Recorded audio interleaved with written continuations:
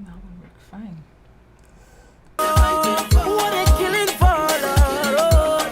We don't need no more now. So tell them wicked people, fire go Bundy, fire go Bundy. Whoa, oh Lord, I said this is the year for love.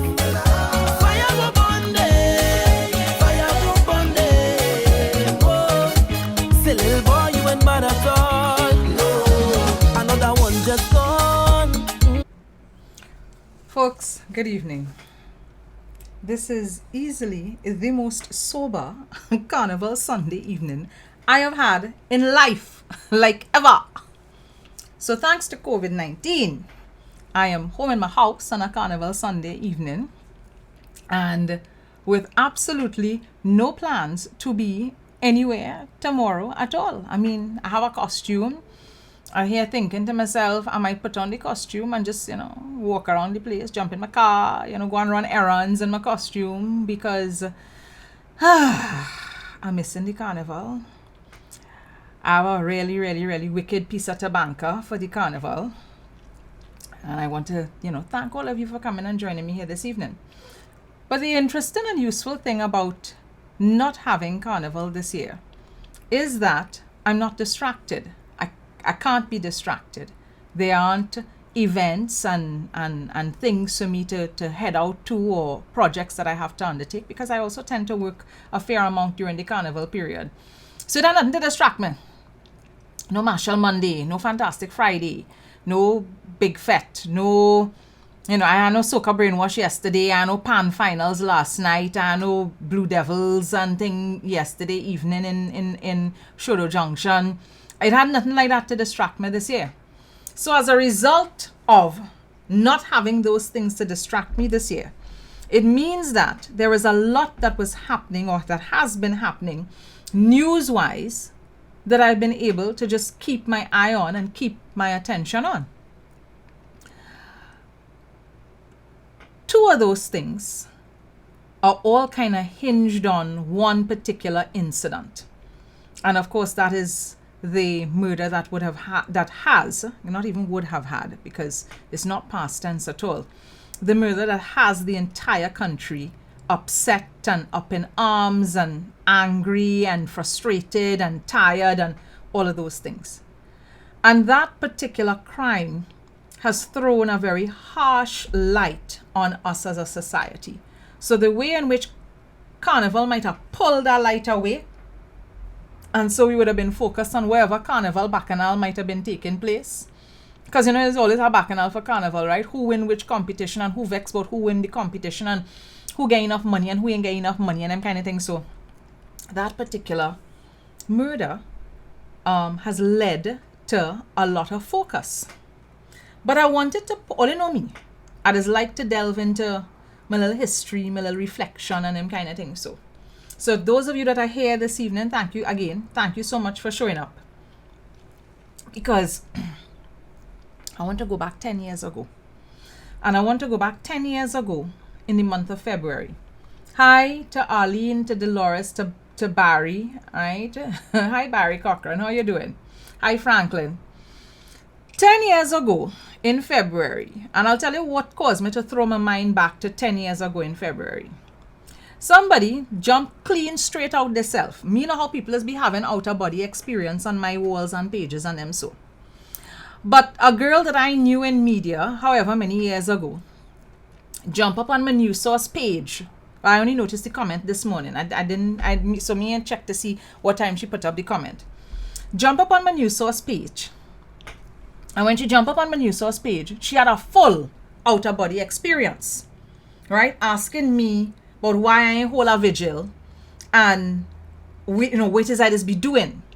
And I pause and I thinking to myself, but honey, you ain't even living here. You're not living here. You're living in Europe. You're not here. You're not on the ground. We's not peoples. We don't know one another.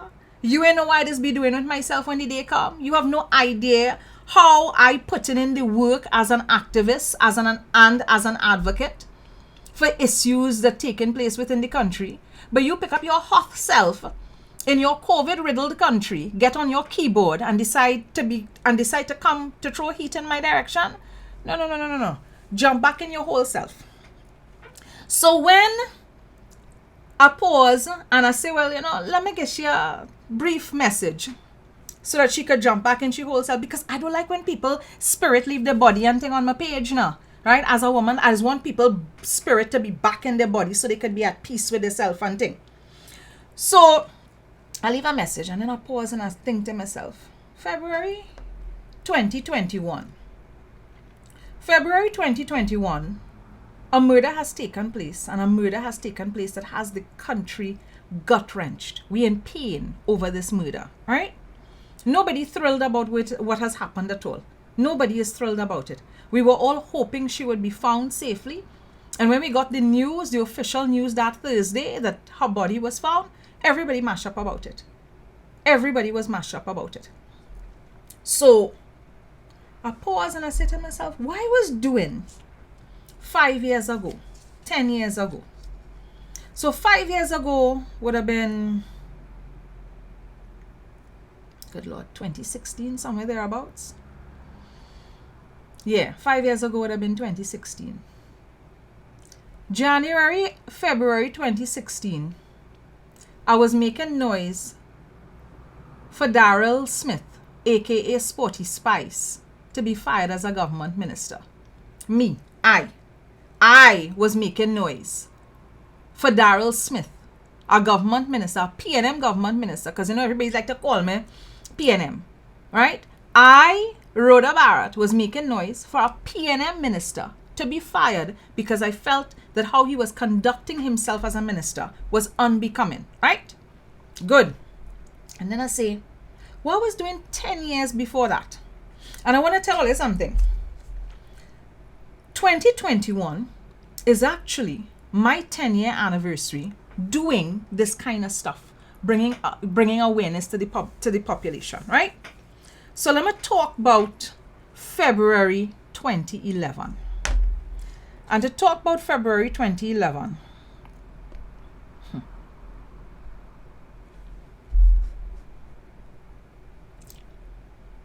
there's some images I don't really like to bring up. Some images I don't really like to. So I'm only doing this for a couple seconds, and then after that the image coming down, right? It coming down. Y'all remember this little boy? Y'all remember? February 2011. February 2011. That little boy was murdered. That's Daniel Guerra.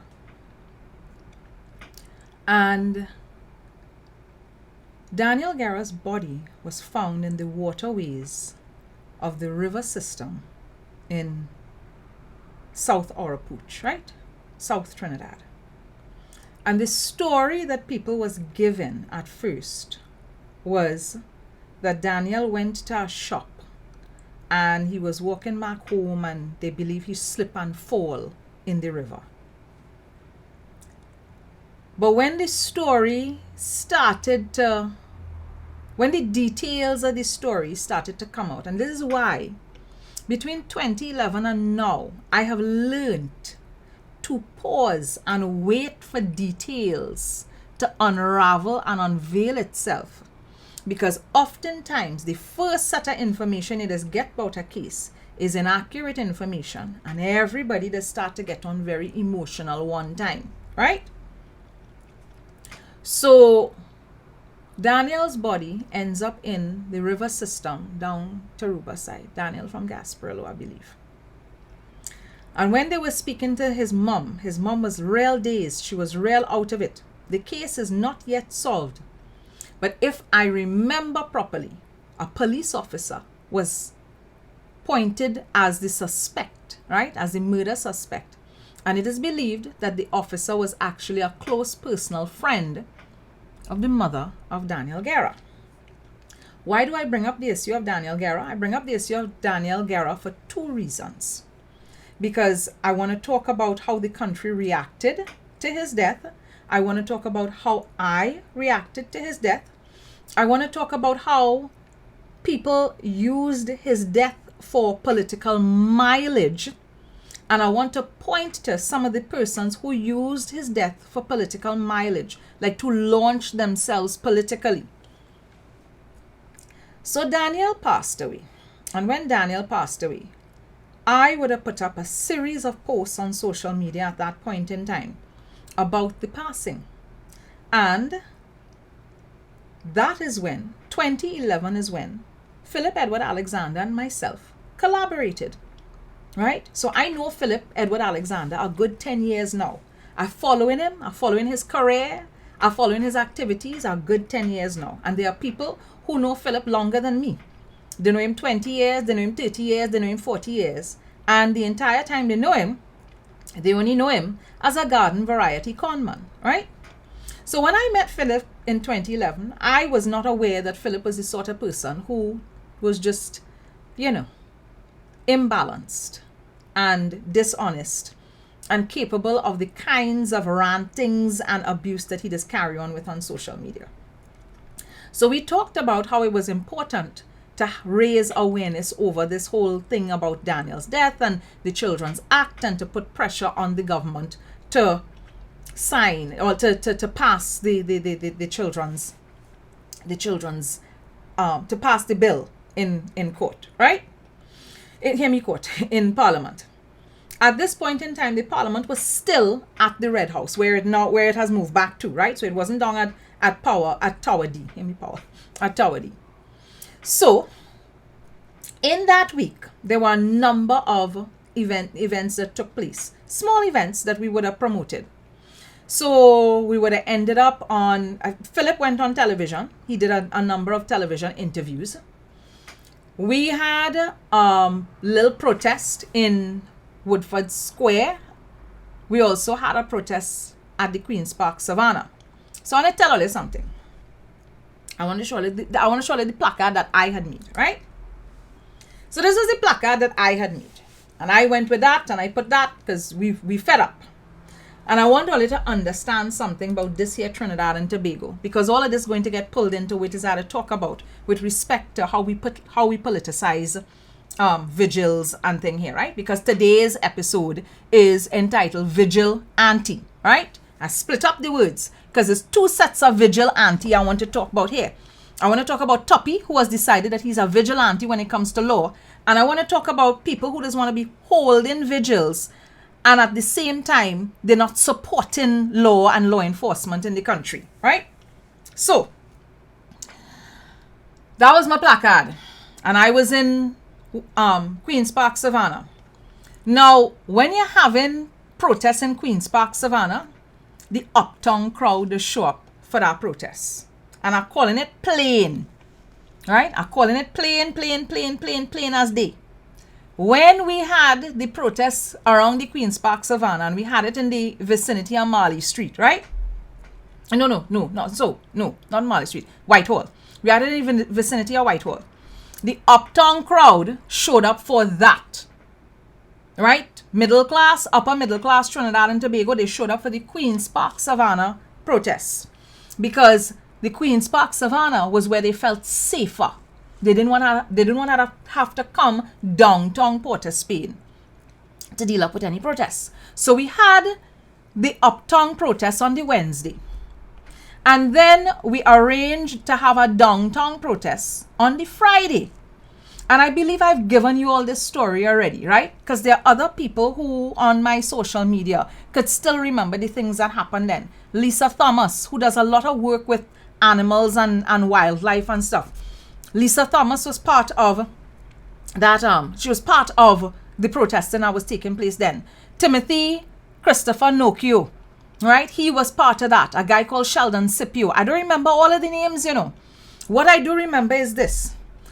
I was given a massive length of cloth, like 20 yards, a massive bolt of cloth to paint, right? To paint a sign on. And I painted a sign, named all of the various children. So it had Sean, Luke, Baby Hope, Daniel Guerra, a whole bunch of names. And there was about, then when we showed up Woodford Square the Friday, Let me give all of the bacchanal that take place Woodford Square the Friday. Mr. Philip Edward Alexander, who had mouth whole week about protest, who organized cloth. He get Francis from Francis Fashion to give me this big ass bolt of cloth. Disappeared. You couldn't find him on the Friday at all. He keep taking phone calls and saying he coming just now, but he never showed up at the downtown Port of Spain protests. And as a matter of fact, everybody else with complexions that resemble Philip complexion, who was in the uptown protests, couldn't make it to the downtown protests. All of a sudden, it was just about 7 or 8 persons who have complexions like mine or around mine, right? So might be a little bit lighter brown, and some of them might be a little bit darker brown. But it's people who resemble me, who show up downtown Port of Spain in Woodford Square to hold this long ass banner out on the road across from the Parliament. Why? Because the uptown crowd didn't want anybody from the government to see them. Because the uptown crowd who protesting know that plenty of them still dependent on the government for contracts, and they just want to booze, smooze and cruise, right? And rub shoulders with politicians and things from time to time. So the ladies who just be gymming all morning long in the West could have only make it to the Queen's Park Savannah protest for about an hour or two, but they couldn't make it downtown in Woodford Square. And let me tell you something. I learned a big lesson that Friday afternoon. I learned a big lesson about how we is position ourselves for limelight, how we will position ourselves for spotlight, and who does really and truly be doing the hard work organizing behind the scenes. I learned a big lesson about that. I stood up that day and I understood that when it comes to the heavy lifting and the hard work and the actual clapping and protesting and blood, sweat and tears, it's black people that just be looking for to do them kind of thing, right? Working class people, underclass people, they will be looking for to do them kind of thing. But you see, when it comes to showing up to get the camera and the interview, oh my word, oh they day for it, right? So Philip in September, Philip in February 2011 was only too happy to gallery himself and to gorge himself and get spotlight to promote himself and to promote Jericho Project, and then he got Brands of Hope, right? Something like that. So Brands of Hope, as he claimed, he get $2 million in brand name clothing from his partner Francis. Up to now, I can't see the $2 million in clothing, but he wanted to take $2 million in brand name clothing and give it to the young people of Valentine and Beetham and Sealots. That was Philip's idea of helping these communities. Not education programs, not training, right? Not exposure to things like, not exposure to things that have to do with training and education. Get them brand name clothing. And when he said that, I said to him, I can't be on board with that kind of nonsense. I said, the very thing we just been knocking black people for is the very thing we turning around and putting in their hands. We quick to knock black people about, oh, they only like to buy brands and they only like to buy weave and they only like to this, that, and the other. We love to drag black people for things like that. And then at the same time, turning around to say we're going and give them brand name clothing. So at the point in time, he talking foolishness of brand name clothing. That is when I decided, oh, hell no. Me ain't have time for this shit. Right? Oh, my language going to get a little spicy this evening, eh? Me ain't have time, right, for some beige man to turn around and want to be utilizing me, right, and weaponizing my color so that he could benefit off of my complexion while he doing things to undermine my community. No. Me a born big and stupid. Me a born big and stupid at all. My mother make plenty thing in this lifetime. She make children, she make bread, she make sweet bread, she make clothes, she build a house, but she make no ass, right? So when that happened, I said to myself, Rhoda, pull up, step back. So I stepped back, right? And I left Philip to his devices. Shortly thereafter, Philip started with cans of soup, right? Or cans of some soup kitchen thing. And me, you know what was the what was the angle behind the soup kitchen, because nobody knew who was making the soup.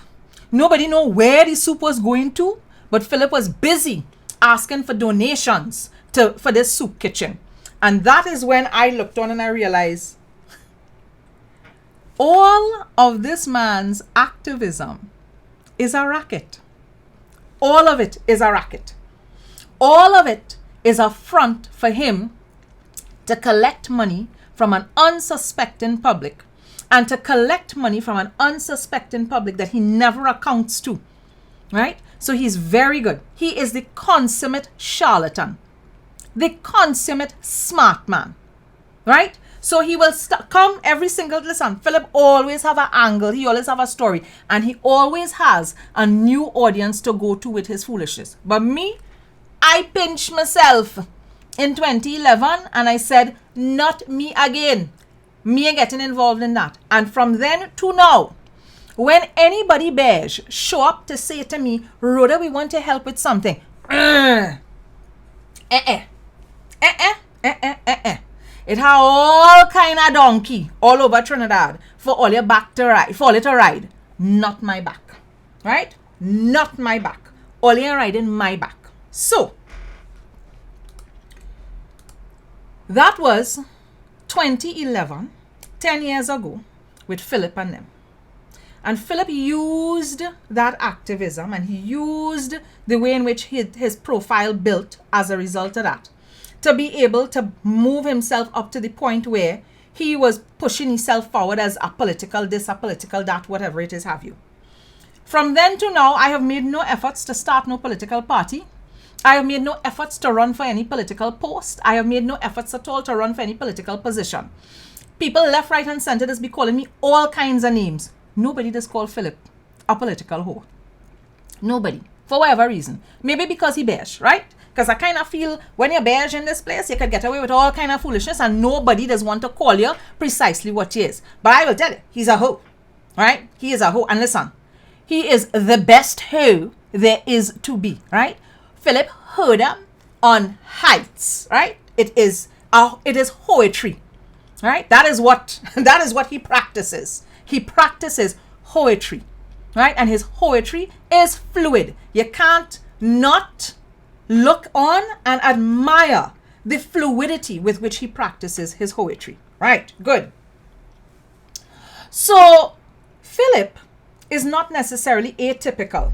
And I will tell you why Philip not atypical. Listen, as a woman, have real stories I could give all about various people in this place, you know. When I sit down, it's crack, crack, monkey, breaky back once upon a time, you know. So, let me give all you this story too. Carnival 2010, boy? Yeah, man. Carnival 2010. Who I go bounce up on the road playing in the same mass band as me? I just played with a little political mass band, right? And the band that year was playing Kobo. And I was playing Karen Nunes Teixeira, because we was dropping some pong on Karen and how she organized the Clico bailout, right? So I was playing Karen Nunes Teixeira as a Kobo. And on the road, who else was playing Kobo with me? But Mr. Keith Noel himself, Stephen Cadiz, right? So Stephen Cadiz was in the same band as me. And no, it's not no big stush band. It's a small band of about 50 of us on the road who just be well away in myself, right? So Stephen Cadiz was there. And we walked the whole of town, right? We walk every single judging point. And we talking, right?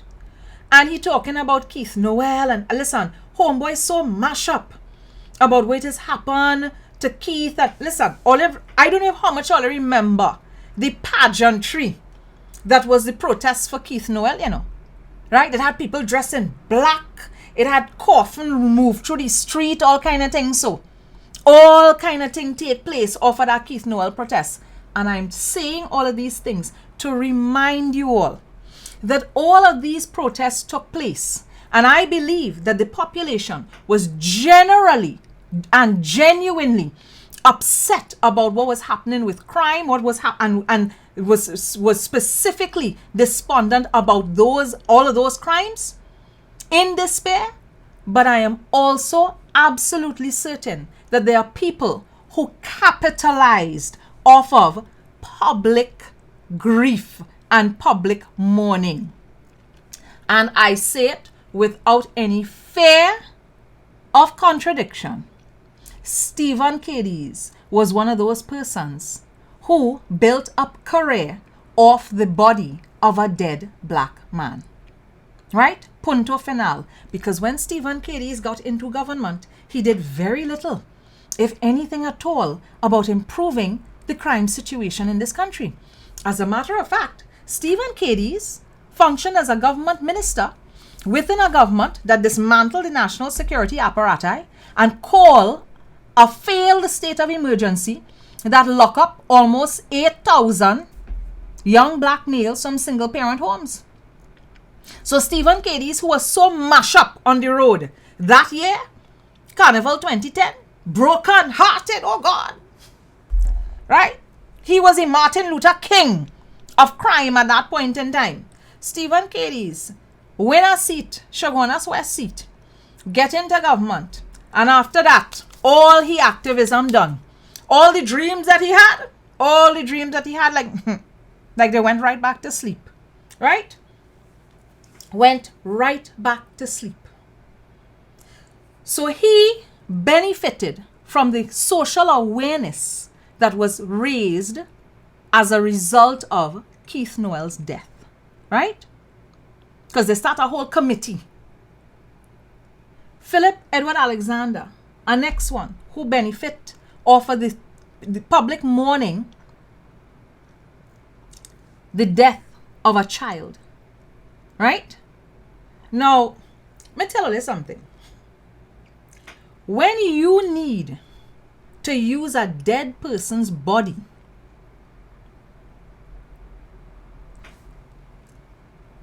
to benefit yourself, that's nothing short of the darkest possible obeah on the face of the earth. That's necromancy. When you need a dead body to be able to give your career some kind of stimulation, that's necromancy. So I turn around and I pause and I say to myself, why on earth would any political party feel the need to take a murder and capitalize on it? What is going on inside the UNC so that they would decide to take a murder and capitalize on it? And only need to pause and think to all yourself about why Kamla Prasad Bisesa, because I saying it in big, the UNC has made a circus out of a tragic death. A complete and total circus out of a tragic death. They papi show somebody's passing. You could imagine taking somebody's death and turning somebody's death into a national spectacle and papi show. And you pick up yourself and you go into gallery in the people's funeral. A funeral is a space where people should be singing hymns or singing whatever music it is they're into, hugging and holding one another, letting the tears flow, because the tears is how you just process the grief, right? The tears is how you just get that pain out of your body. And the family going to be crying for some time.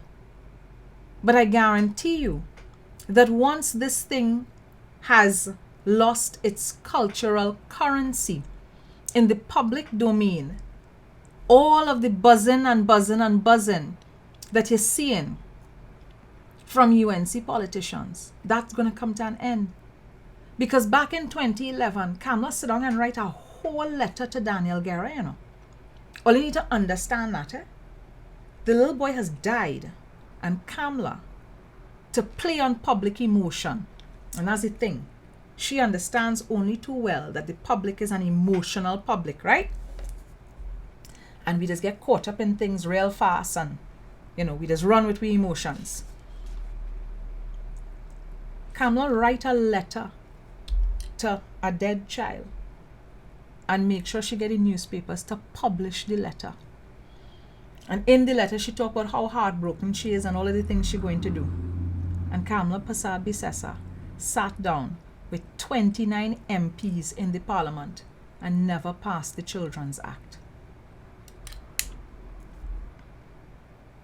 Write big letter, cry long tears, talk about how as a mother and a grandmother she hurting, and sit down in a parliament because she would have been in parliament from May 2010 and the passing of that child was February 2011. Sit down in a parliament with 29 members, so she had a big majority in that parliament and never once made an effort to pass the Children's Act. The Children's Act had to come and get passed under the People's National Movement.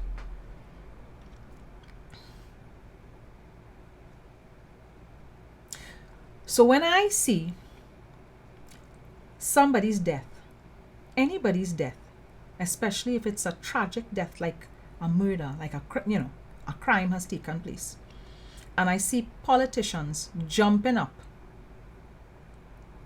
to make mileage out of it, one time I just pull back. And I just pull back and look on, because there are a number of things you had to pay attention to. You had to pay attention to who's saying what, and you also have to pay attention to the kind of words that are being used.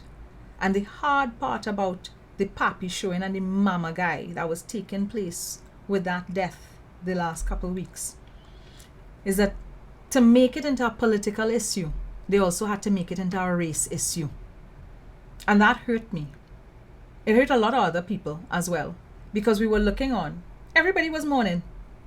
I don't think anybody paused at any point in time to think about who Andrea's parents are in terms of ethnic makeup and ethnic background. I don't think anybody paused to think about that. Everybody just heard that a young girl get abducted, and everybody was worried about that.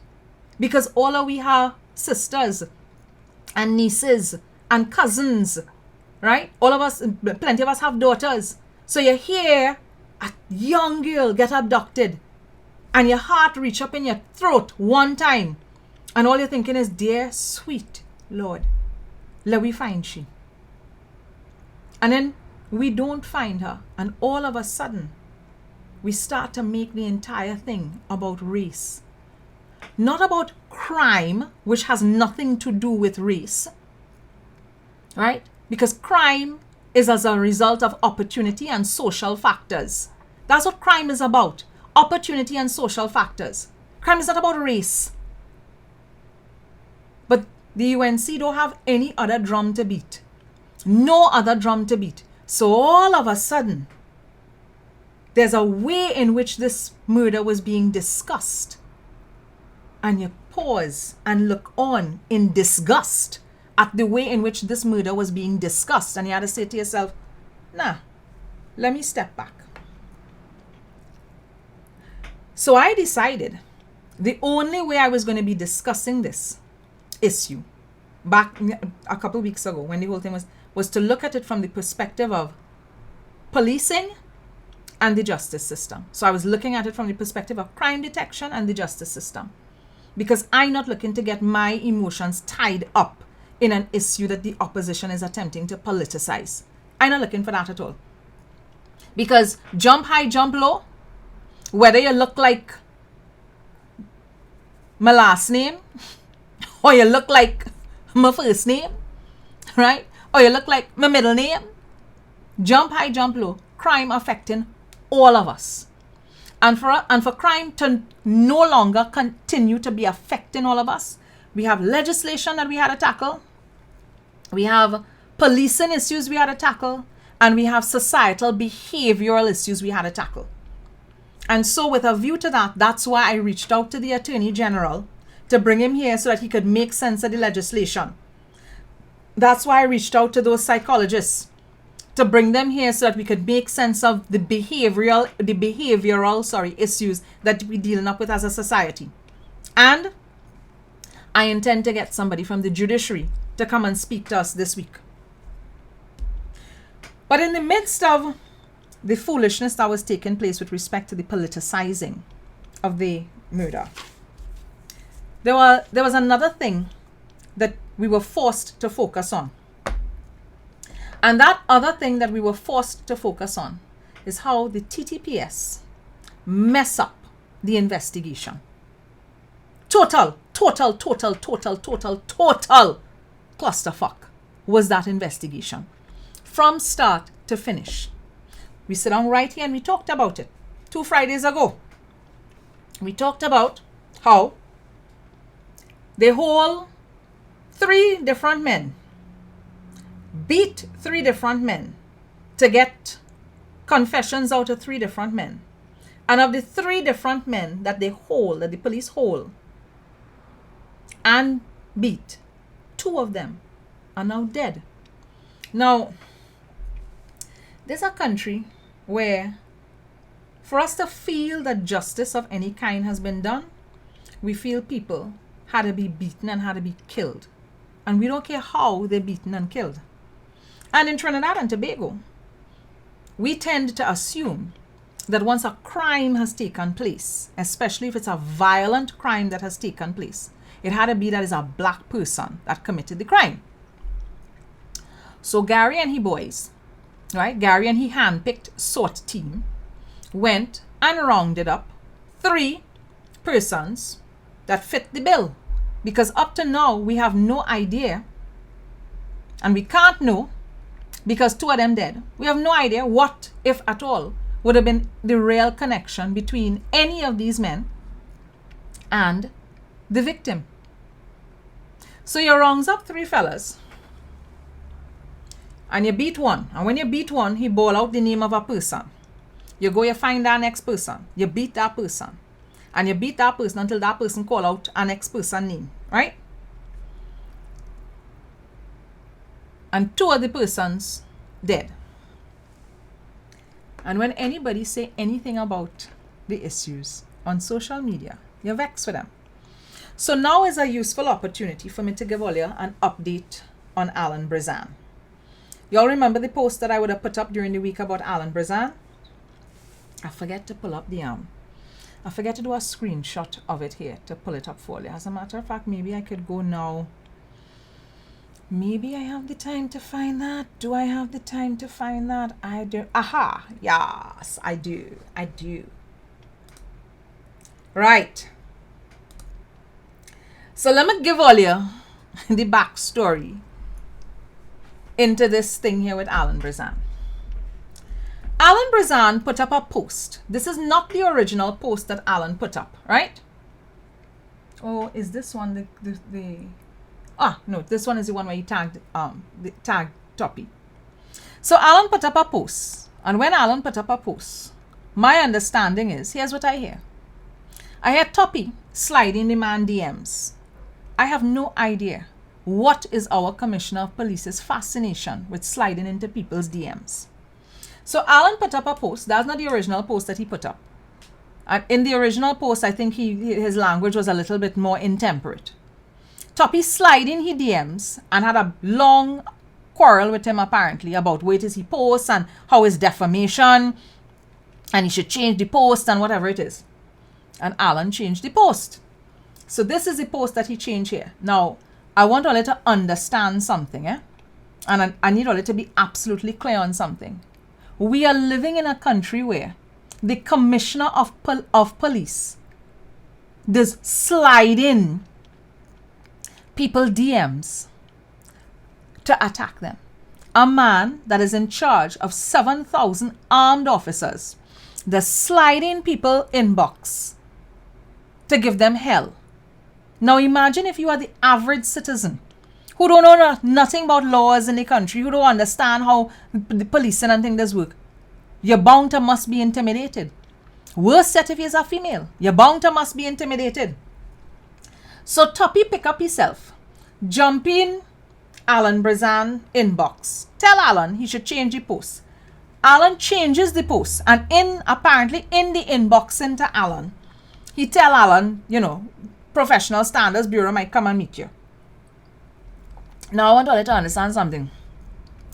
Alan is from Grandy. I know Alan, right? Alan and I went to university together. Alan from Grandy, Professional Standards Bureau, down south. So imagine that the commissioner of Facebook get officers from down south to leave where they is in south, drive up to Grandy and interview Alan Brizan for 3.5 hours. That's what it went on. And they went up to Grandy to interview Alan Brizan for 3.5 hours because the commissioner of police tell them this man commenting on the Andrea Bharatt murder. So he must know something about the murder. So they reach up there, and my understanding is they ask him for all his Facebook information and all them kind of things. So, and they only ask him one question, if so much, about Andrea Bharatt. One question. All they asked him, do you know anything about the Andrea Bharatt murder? They say no, and that was it. That's all they asked him about the Andrea Bharatt issue. Now, I don't know if all you're not seeing what is wrong about a commissioner of police abusing his power in that way.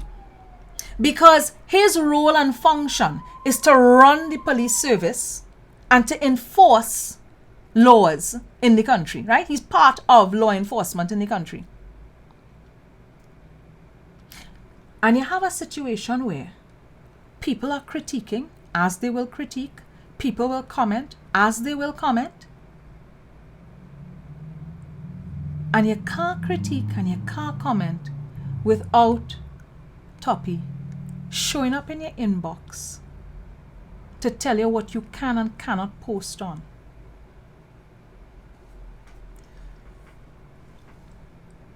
I find Alan was real good to talk to them for 3.5 hours. Me wasn't doing that. Unless you have a warrant to search, to detain, or whatever it is, me ain't going through that with you. I sorry. You had to have a reason. Police cannot be abusing the power in that fashion in this country and getting away with it. That is utter foolishness. That is madness. Now, I have seen people with this whole passing of the young lady talking about how the president of the Republic of Trinidad and Tobago should come out and speak on it. And I actually don't agree with that. I don't think anybody should be calling out the president to come and speak on one particular murder. The president could come out and choose to speak on an issue, right? Choose to speak on a theme or a topic, but not one particular murder. If she comes out and she uses her office for that purpose, she too will also be guilty of politicizing a murder. But I will tell you what I would like to hear the President of the Republic of Trinidad and Tobago speak out on. Something that is directly under her remit. The President of the Republic of Trinidad and Tobago is the person who is responsible for constituting the Police Service Commission. The Police Service Commission is the body that is responsible for hiring and assessing and evaluating the Commissioner of Police. We have a situation where a murder takes place and a body of police officers, SORT, that was constituted directly by the Commissioner of Police and are answerable directly to the Commissioner of Police, right? Because they are his hand-picked unit that he goes everywhere with and that he is now using for all of his investigations. 2 suspects have died while in their custody. They interrogated those 2 suspects and those 2 suspects died, end up in hospital and died what appears to be violent deaths. So a man get on Facebook and point out that however many weeks later, or what is a week later, or whatever it is, all we know is she is dead. 2 suspects are dead. And there's all kinds of contradictions in terms of the information that is out in the public domain.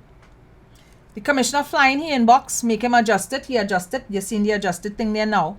And after he makes the adjusted post, he tags the commissioner in the adjusted post so that the commissioner will see, well, look, I adjust the post. And the commissioner sends police officers to the man's house. I don't know if all you're not seeing the wildness, the Trumpian behavior that is Gary Griffith. And if you all think that is the opposition alone that creating unrest in this country, I put it to you that Gary Griffith is creating just as much unrest because he is not acting according to the laws of the land. He is actually abusing the laws of the land and allowing the laws of the land to be abused under him. Because, I don't know if you all remember, I came on here a couple weeks ago and I talked about the judge's rules. The rules that you're supposed to use when you are interrogating somebody. Y'all remember we went through this? Y'all remember I went through this with all you? To talk about how you're supposed to interrogate. How you're supposed to interrogate a suspect.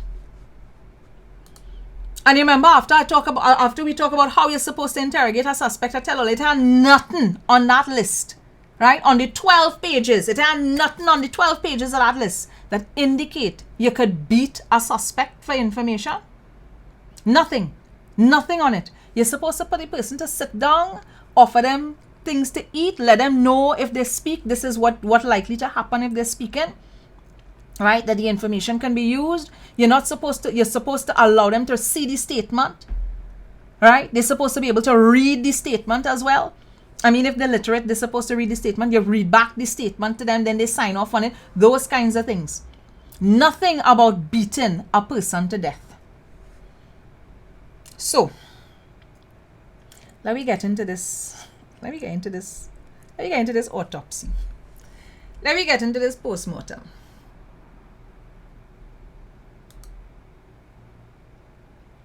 So, this is the postmortem of Andrew Ceylon Morris. Denise Wren, an Express reporter, had a story this morning in the newspapers. And in that story, she described video footage that she would have seen, and it appears to have been 2 sets of video footage, certainly video footage from 2 different angles. And what was described in that newspaper story this morning sickened me. Sickened me. Because, let me look at the details here, right? I see somebody named Trevor Andy Ruben asking if I think they're innocent. Trevor,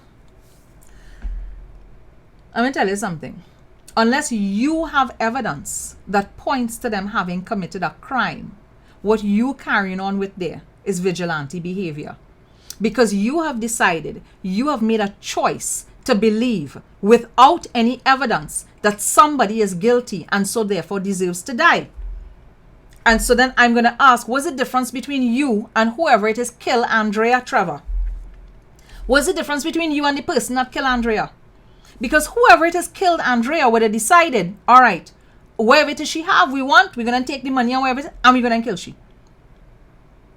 Whoever it is kill Andrew Morris and Fabo would have decided that them ain't need no evidence or anything like that. So, them just going to beat men.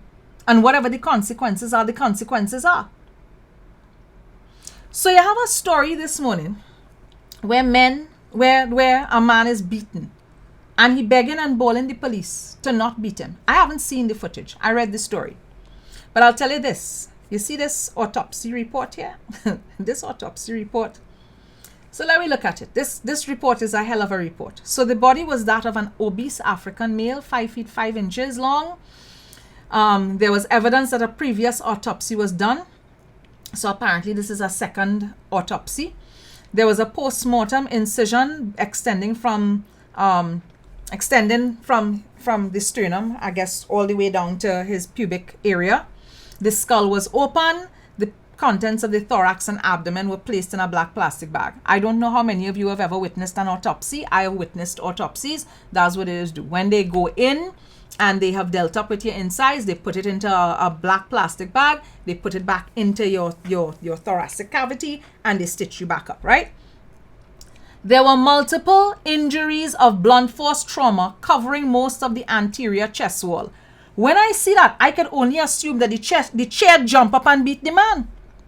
When you see things like this, when you read that there were multiple injuries of blunt force trauma covering most of the anterior chest wall, right?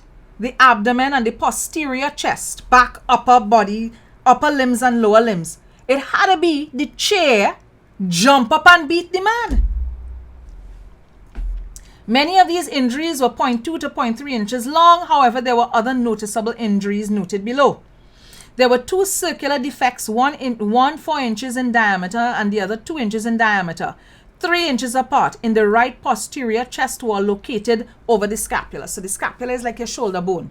And I believe what the forensic the person who conducted this is trying to figure out is whether or not he was tased. Right? Whether he was tased and so therefore immobilized. Because if he was tased and therefore immobilized, how you could be arguing and saying that the man was fighting with the police? Only remember, when I finish go through this, we're going to go back through the press release that Toppy put out. Because it have a whole press release that Toppy put out where he explained, give his whole version of how the fella died. Because I don't know if all you know this, but Toppy is not just a commissioner of police. Toppy is also a forensic pathologist. All you didn't know that? Toppy is a doctor. Toppy is a judge. Toppy is the executioner. Toppy is everything. He's a whole criminal justice ecosystem for himself. That is what he is. Whole criminal justice ecosystem for himself. So, there were contusions 12 inches down in the anterior axillary line, and contusions are like, really, really, really bad bruises and cuts and stuff, right?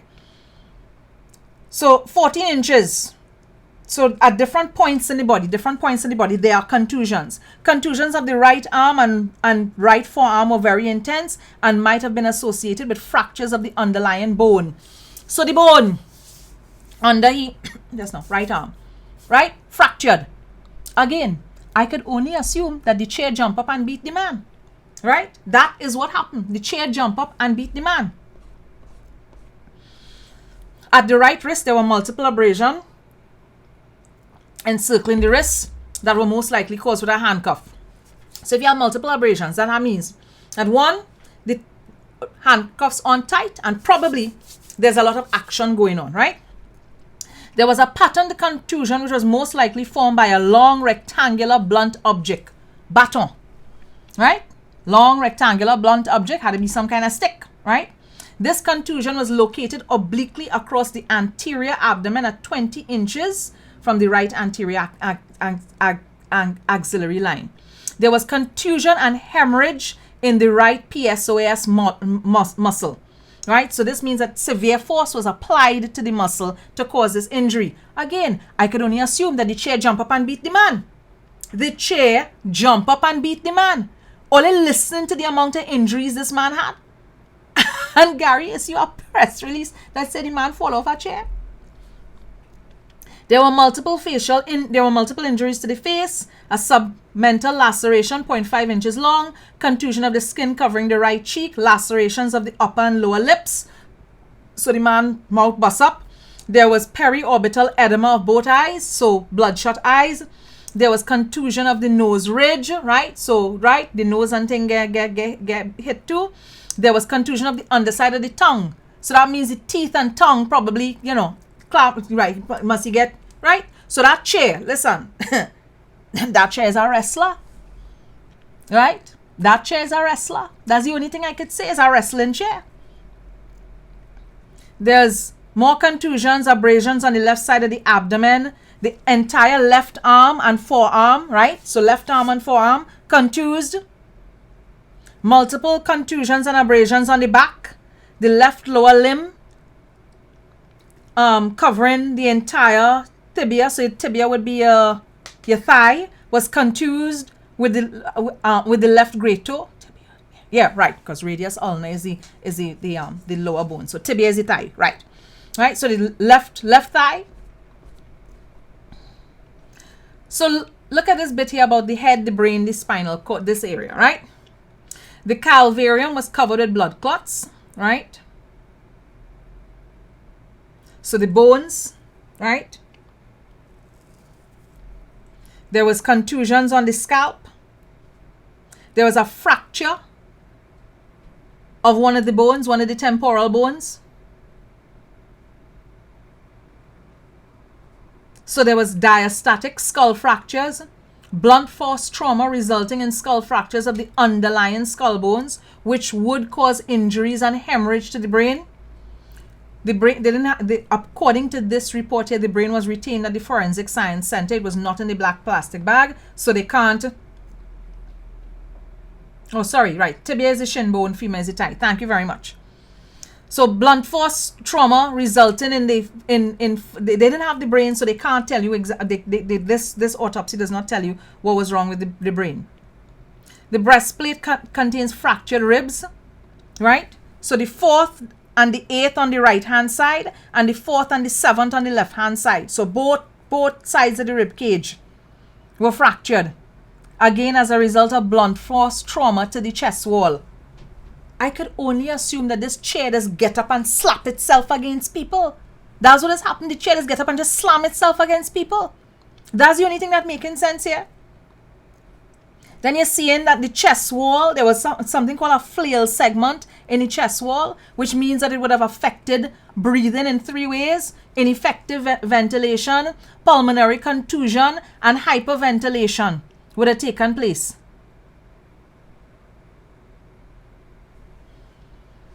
I'm seeing here it says blood and air was in the pleural cavity, which should be inside the lungs. Contusion of the heart.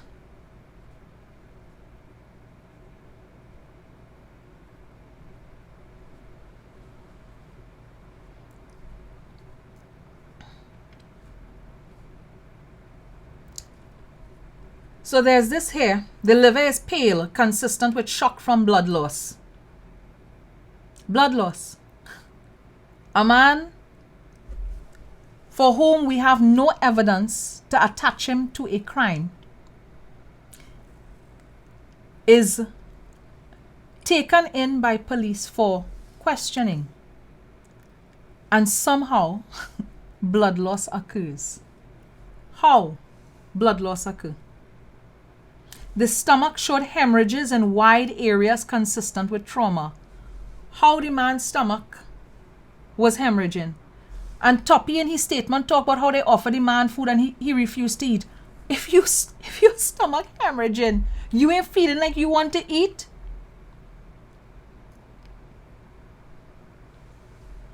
So there was edema of both kidneys consistent with acute renal failure. Cyanosis of the hands and feet. And let me get down to the end. The postmortem findings. Blunt postmortem findings were multiple blunt force trauma to the skull, face, chest, abdomen, limbs, and back. So the chair get up and beat the man from his head down to his back. Multiple fractured ribs, left chest, 4th and 7th, right chest, 4th and 8th. Aspiration pneumonitis, which means he couldn't breathe properly. Pulmonary contusions and hemorrhages, internal bleeding. Contusions and hemorrhage of the greater omentum and mesentery of the large gut, bleeding in the stomach. Acute renal failure.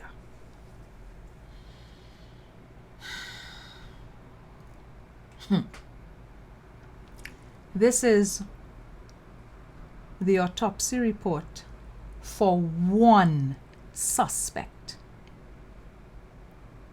One suspect.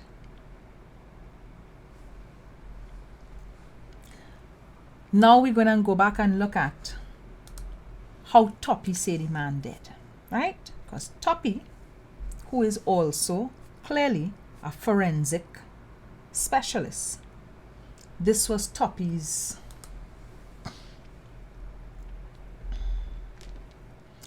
So on the 3rd of February, this is what Toppy write and see. Andrew Morris, one of the suspects in the kidnapping of Andrea Bharatt, died at the Arima Hospital around 12:45 a.m.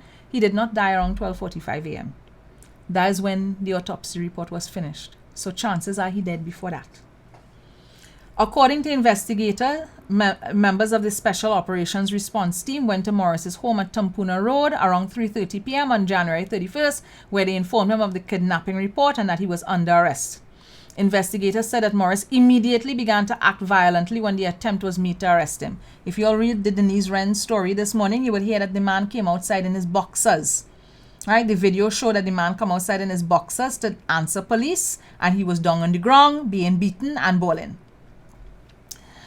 During his attempt to resist arrest, up to now we have no evidence but this. We have nothing but this press release saying so, right? During the attempt to resist arrest, Morris reportedly fell on the ground and in so doing also caused an officer to fall. Morris continued to struggle with the officers and resisted efforts to subdue him. According to the video footage, according to the story this morning that Denise Wren wrote about video footage that the Express would have seen, there was no struggle. He was on the ground, bawling and being beaten. Morris was eventually subdued and was allowed to put on clothing by his wife. He was offered medical attention, however, he responded, "I's a big man, I good."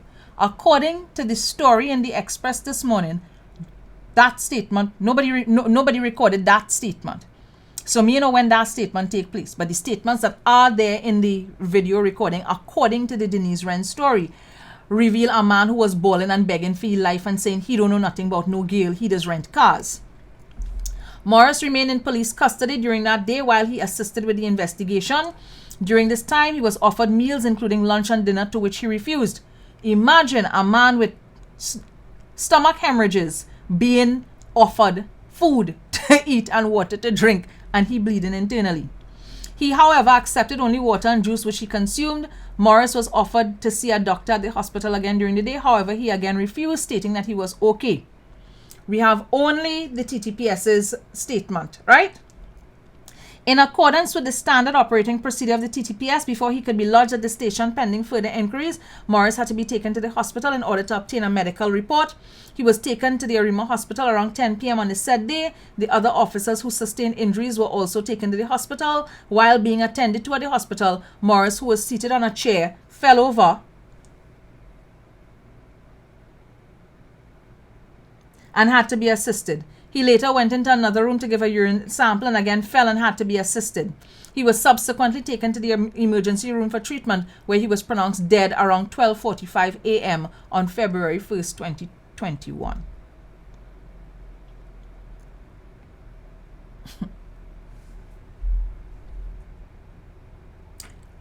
Let me say this. I know that many of us here believe in capital punishment. I know that many of us here believe that they want to see people hung, quartered, beaten, whatever. But let there be at least one rule of thumb for your desire to see people be punished. Let there be evidence. Evidence. To date, there is no evidence that has been produced, certainly not in the public domain, that indicates that any of these men were directly linked to what transpired. One, further to that, they have not gone through the processes of the court. So what you are, when you are baying for blood and when you are cheering Gary on, and Gary thinking that it's okay for him to abuse his power in this way, what you are basically doing is cheering on lawlessness. The same lawlessness that you have a problem with because it leads to deaths and abductions and kidnappings and murders is the same kind of lawlessness that you are cheering on when you're happy to see men kill a man with a chair. Just so. Just because you want to see justice. Whatever your version and idea of justice is. And once you want to see somebody dead without them having their day in court, you yourself is a vigilante. You are promoting lawlessness. You are promoting crime. That's what you're doing. So I look at this autopsy and I look at all of the other bits of information that is around, and I keep arriving at the same point. How does Sort and Gary Griffith, how the two of them still have work? How Gary still have a work in this country? How Sort still functioning as a unit in this country? How is it that the President of the Republic of Trinidad and Tobago, the Police Service Commission, the Minister of National Security, and the Prime Minister have nothing to say on issues like this? This is not an issue about one man, you know. This is an issue about policing in general, the entire police service, and how it is being run, how it is being managed, and the way in which the police service itself seems to not be adhering to the very laws that it is supposed to be upholding and enforcing. So, I'm hoping that at some point in time, these persons will suck 2 strepsils and open up their mouth and say something. Because the silence suffocating right about now. Well, have a good evening. If there's anything to hold our vigil for, it's for Toppy to not be there. That's why I go light a candle for. I'm happy to light a candle for that. As a matter of fact, when I log off here, I'm going to find 2 candles and light. Enjoy your carnival Monday and Tuesday. We go talk soon.